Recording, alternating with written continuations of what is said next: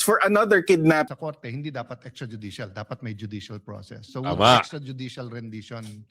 As in the case of the former president. I'm amendable to taking out that paragraph because I want to look at this prospectively. I think there will be some political color if we talk about what happened in the past. And besides, Mr. President, that case is with the Supreme Court. Na ang batas ay hindi dapat ginagamit bilang sandata Tama. para sa politika o personal na interes.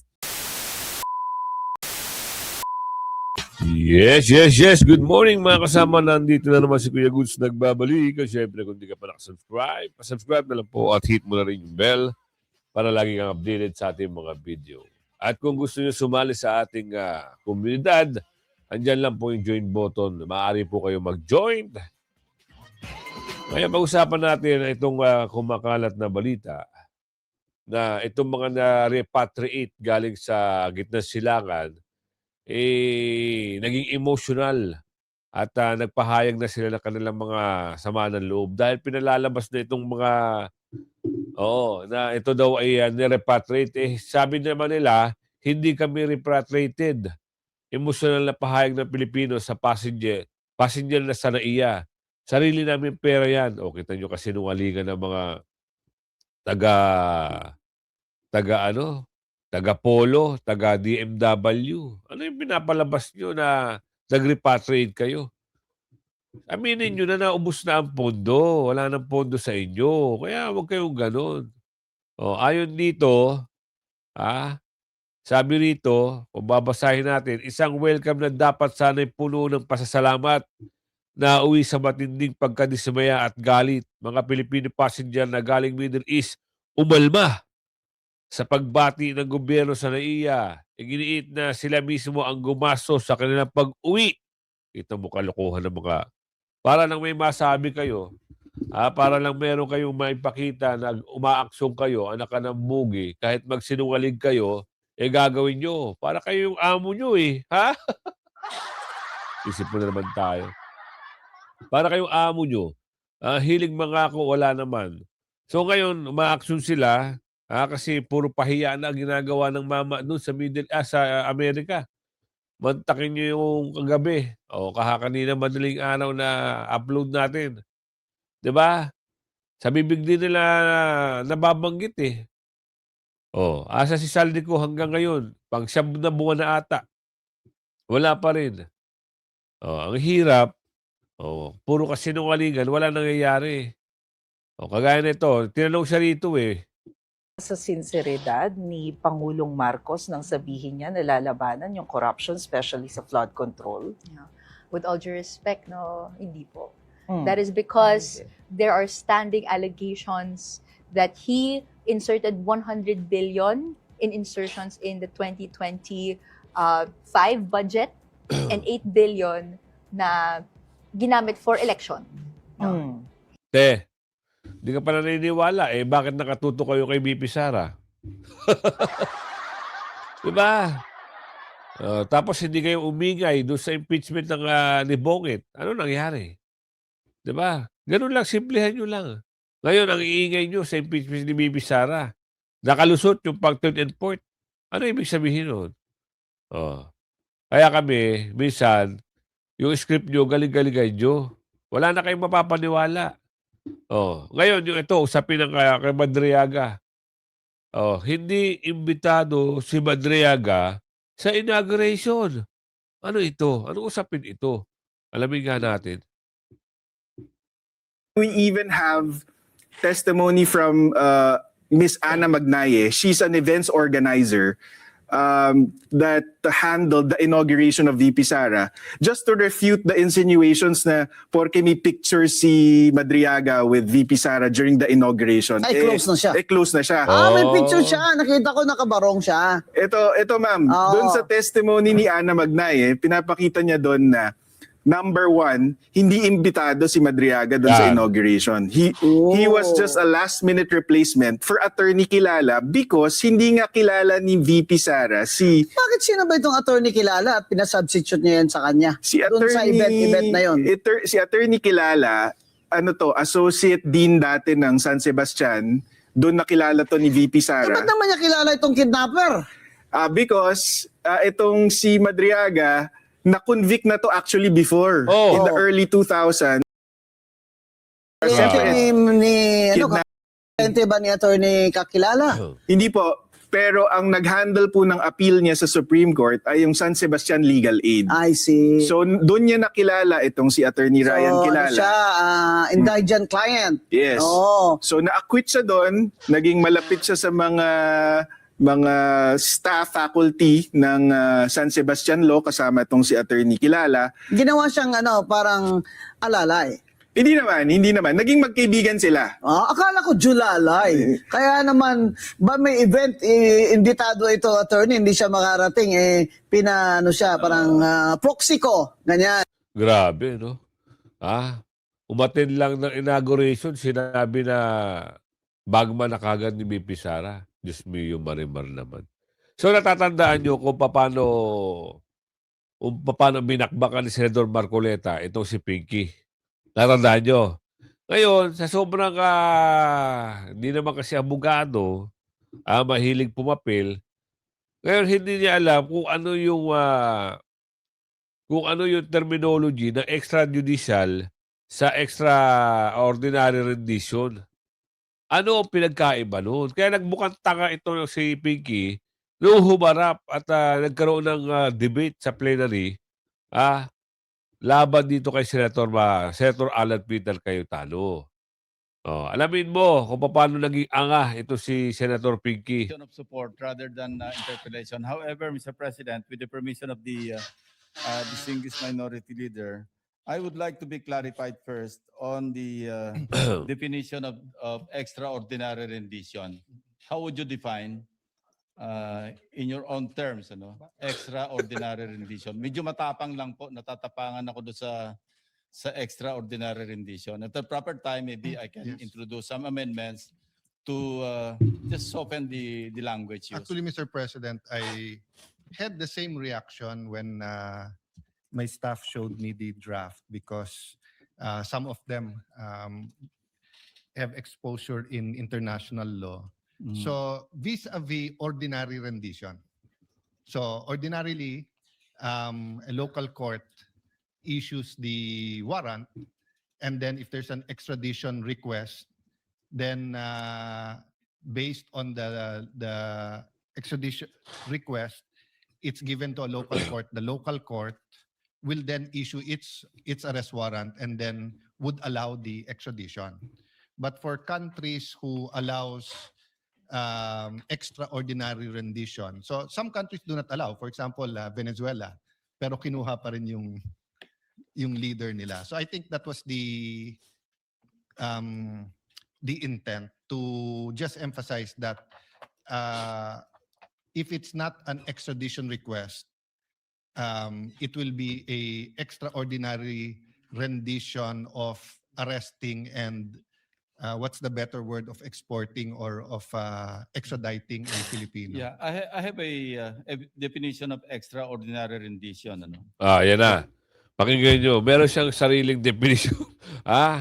Alam nyo kasi, ang hirap pag halimbawa hindi ka abogado at nagagaling-galing ka pa at nagmamarong ka pa sa abogado, hindi mo nga alam kung ano yung paano at bakit bawal at bakit nagkaroon ng violation yung pagpapadala kay Tatay Digong sa dahig. Oo, dapat alam mo yun. As mababatas kayo, di ba? Sa higher chamber. Kaso nga lang, iba pa rin yung may knowledge. Iba pa rin yung may panghawak kang titulo na ikaw ay isang totoong abogado. Huwag magmamagaling. At hindi mo nga kinaya di ba? Dalawang senador yan. Dalawang abogado. Abogado rin si Senador Marcoleta. Abogado rin si Senator Cayetano. Tapos gagaling-galingan ka, kaya ka nagmumukhang angay. Refers to the transfer of a person, usually a suspected terrorist or criminal, from one country to another without formal legal procedures, often to a country where the person may be interrogated outside normal judicial safeguards.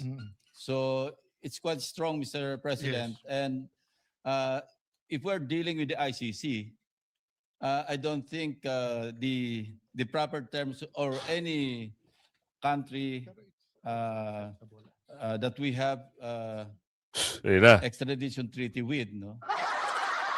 Mukhang, I think we should change the language from extraordinary rendition to another. Yeah, just to explain, Mr. President, and then I have no objection to changing it.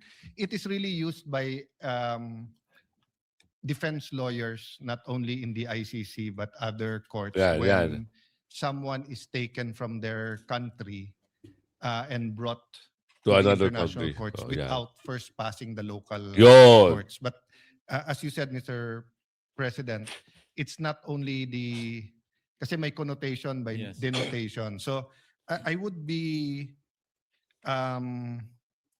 amendable to protect all Filipinos from extradition, Yan, but tama. extradition in the general sense, not in the extradition defined in our law vis-a-vis.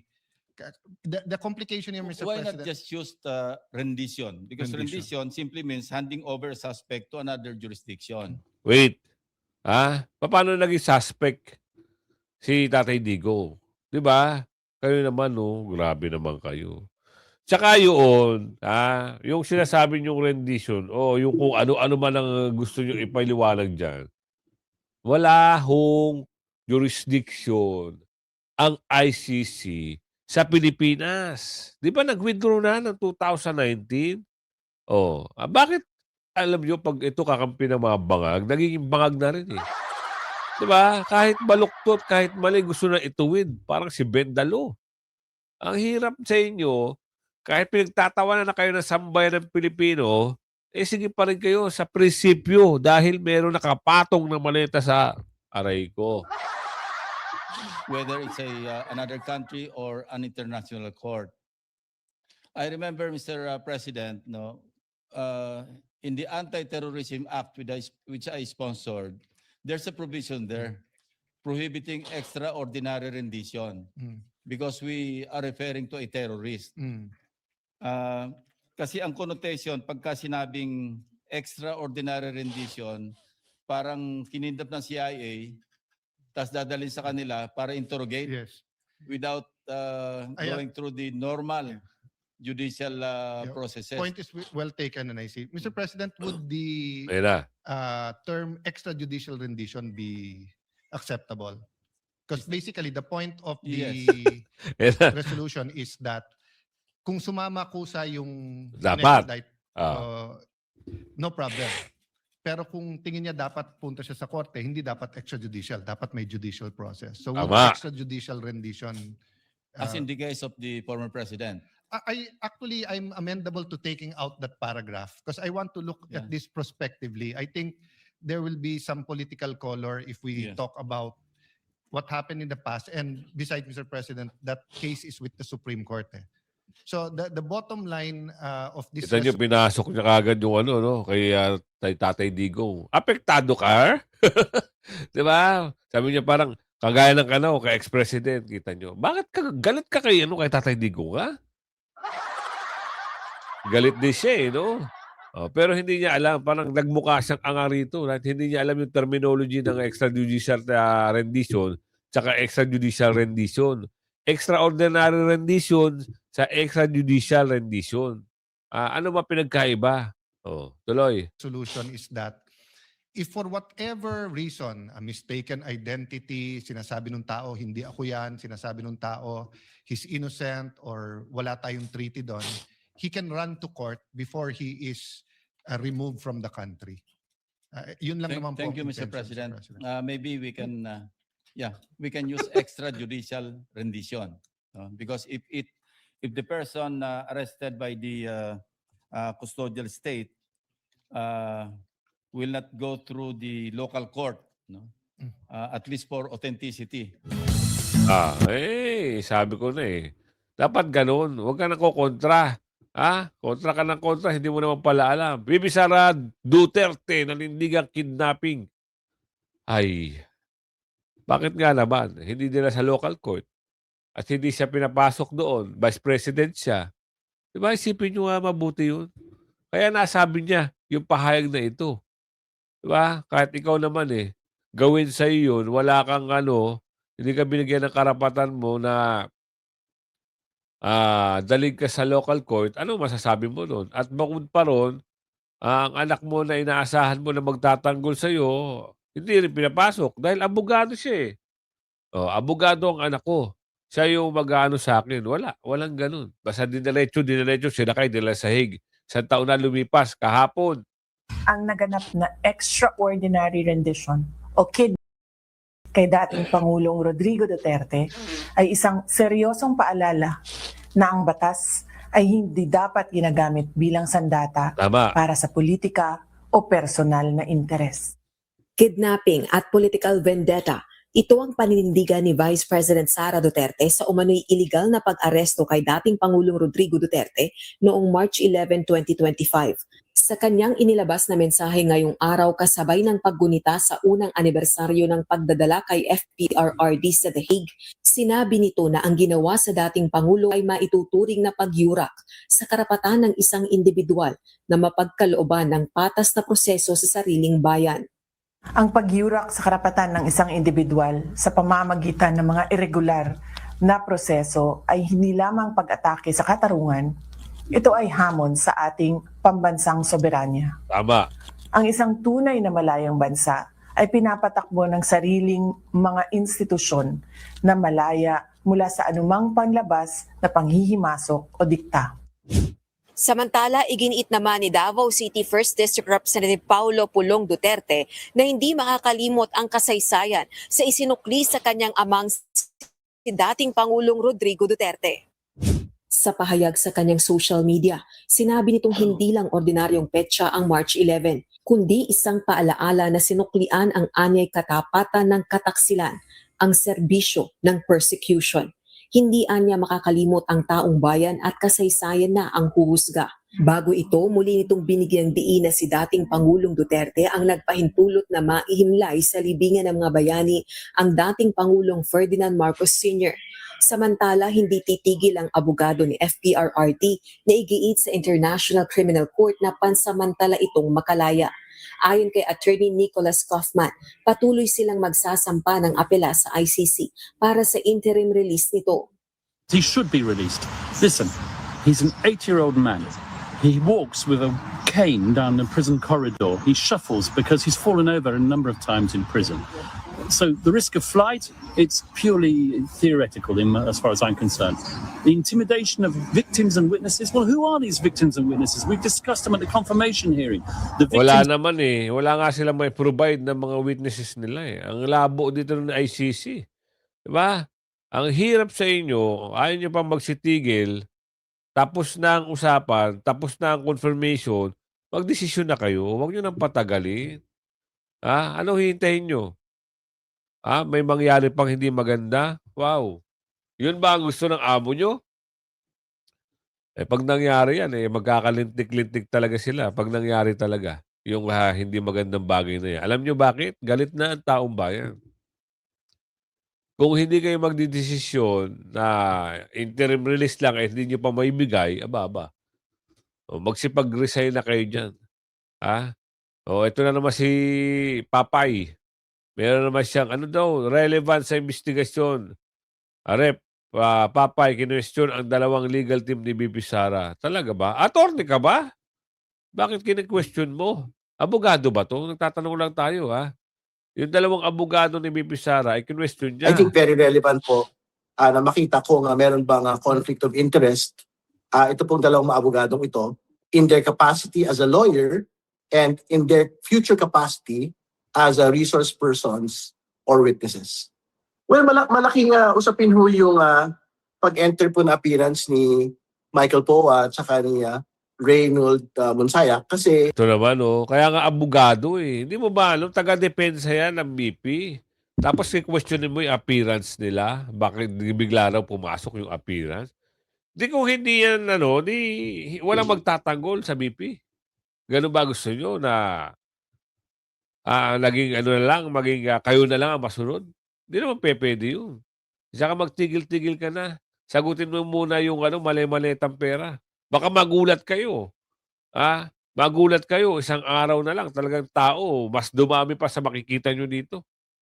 Dahil naganap kahapon, yung mga supporters ni BP Sara ay dinumog Napakarami nito. Oo, talagang napakarami. Kuya Goods, sinungaling ka. Hindi ako sinungaling. Panoorin niyo yung video. Oh.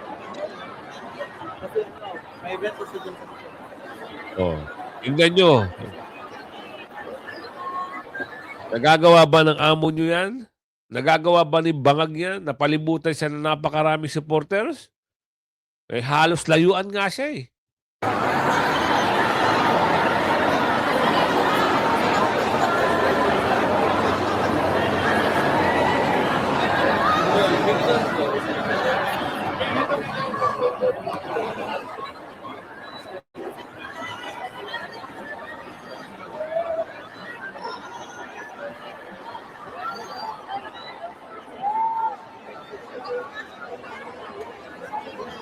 Dami, no?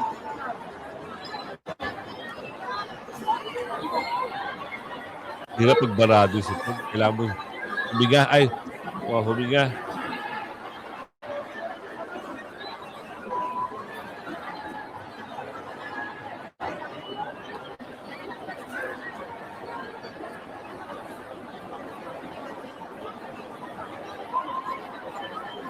Dami, puno. So yun po guys, pagkatapos ng simba sa araw ng Davao. So ayan, ang dami pang tao, mga supporters. Tingnan niyo po, ang dami-dami po. Ayan. Presidente na po ang VP Sara natin guys. Sigiligaw ng taong bayan, presidente na si VP Sara. Talagang matutuwa ka dahil tao na po ang lumalapit sa isang napakagaling na agila ng Davao. Eto, VP Sara sa epekto ng gulo sa Middle East sa kanyang pahayag. May panibagong tirada si Vice President Sara Duterte laban sa administrasyon. Dapat daw, noon pang 2022, naghanda ang gobyerno sa posibleng epekto ng gera. At live mula sa Davao City, aniasa frontline sa balita si Bril Montalvo ng News 5 Mindanao. Bril, ano pa ba mga nabanggit dyan ng bise? Julius, kasama sa misa si VP Sara Duterte kaninang tanghali sa San Pedro Cathedral sa Davao City. Pero hindi rin maiwasan ng bise na punahin ang pamahalaan lalo sa pagpapatuloy na gulo sa Middle East. Kasabayan ang ika-isang taong anibersaryo ng pagkakaaresto. Sa ambush interview kay Vice President Sara Duterte sa Davao City, sinabi niyang wala siyang nakikitang ginagawa ng pamahalaan sa gyera sa Middle East. Ayon sa bise, dapat 2022 pa lang ay nakapaghanda na ang Pilipinas sa magiging epekto ng tensyon. Dapat nga naman. Ano ba nangyari ngayon? Maski nga yung ating kababayan na umaasa na may bigyan ng repatriation dahil talagang namumblema na sila, hanggang ngayon, tahimik sila. At nung umuwi, pinagmamalaki, sinalubong daw eh. Nasampal sila. Hindi sa amin, hindi pera ng gobyerno to. Sarili namin pamasahe to. Ano ngayon kayo? Iyak kayo ngayon. Na-back to you kayo. Nakakahiya, ano? Yung pagmamalaki nyo, pero sariling pera pala ng ating mga kasamang OFW. Yung kanilang pinamasahe. Bakit hindi nyo magawa yung ginagawa ng Japan? Ginawa ng Poland? Dumating yung aeroplano doon, kukunin ang kanilang mga kababayan. Sa atin, wala eh. Sabi lang, magtago lang kayo sa ilalim, magtago lang kayo sa safe na area. Diyos ko po, pinabayaan na ang mga Pilipino. Tapos nagpunta ng Amerika, nagpunta ng New York, magpapaano lang pala na uhog doon. Ang tawag na, magkakalat lang pala sa New York. Ano ka ngayon? Nakakahiya, sa New York ka pa inabutan ng ano mo. Nakakahiya, no? Mula noon hanggang ngayon nakakahiya. Diyos ko po. Pahiya talaga sila eh. Personalan. Personalan ba to? Personal na atake ni Lacson kay Senador Marcoleta. Binaliwala na lang ni Senador Marcoleta dahil alam naman niyang mahina ito si Pinky.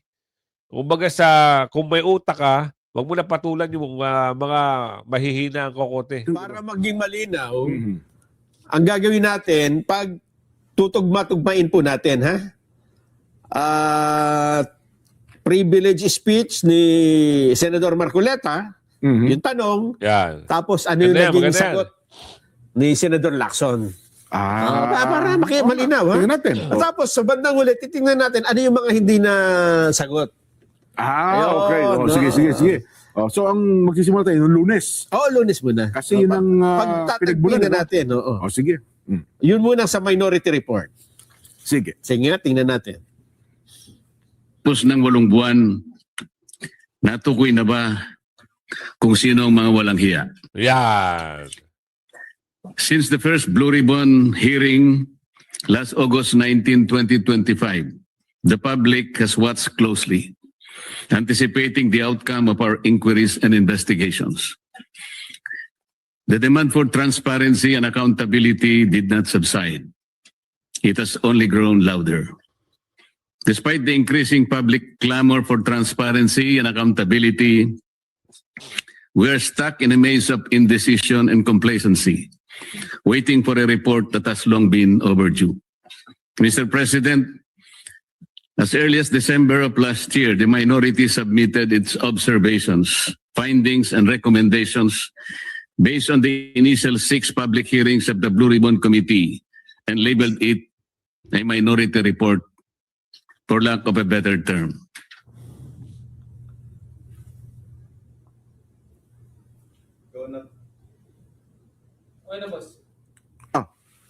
Ayun, yun daw na son, ang unang bahagi.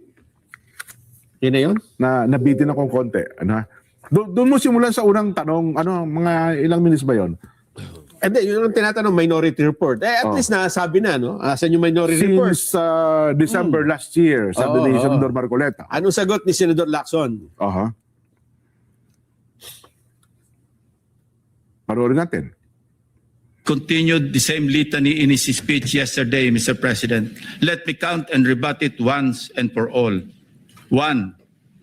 On the release of the minority report, tahasang pinagmamalaki ni Senator Marcoleta ang minority report for the lack of better term, he said, na kanyang nilabas noong December 10, 2025, na siya ring naging paksa ng kanyang litanya kahapon. For his information, I wish to underscore a part of Section 22 of the Senate rules shown on the screen, which states that, and I quote, concurring and dissenting reports may likewise be made by the members who do not sign the majority report within 72 hours from the approval of the report. Napakalinaw naman po, Mr. President. Concurring and dissenting reports may be made 72 hours after the committee report has been approved by the majority vote of all its members. Siya na nga itong gawa ng mga bagay na wala naman sa alituntunin ng Senado. Pagkatapos, ako ang pagbibintangan niya na epal. Di ba totoo? Epal ka naman talaga eh. Wala ka nga nagawa. Gumawa ka ng committee report pero hindi tapos ang investigasyon. May kulang. Di ba?